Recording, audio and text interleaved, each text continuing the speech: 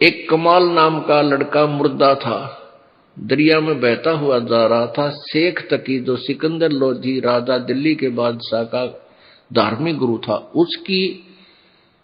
उसकी फड़क निकालने के लिए, उसका भ्रम निवारण करने के लिए परमेश्वर ने एक मुर्दा, जो कि परिवार के लोगों ने उसको मरने के उपरांत जल प्रवाह कर दिया था, और वो वहां से कम 150 किलोमीटर चल के दरिया में बहता हुआ आ चुका था।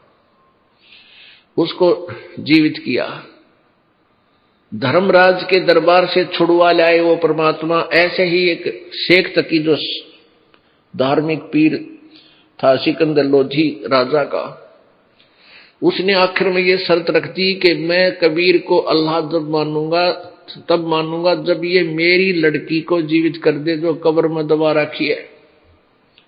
मृत्यु हो चुकी थी 12-13 वर्ष की कन्या की, और वो एक कब्र में दबा रखी थी। महीना सारा हो गया था, महीना 20 दिन हो गए थे।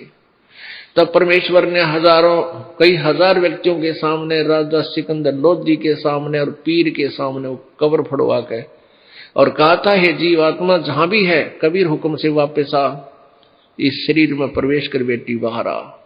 तुरंत ही वो लड़की जीवित होकर के परमात्मा के चरणों में दंडवत प्रणाम किया। बोलो सतगुरुदेव। तो ये तो परमात्मा की लीला प्रत्यक्ष हमने सुनी और देखी है।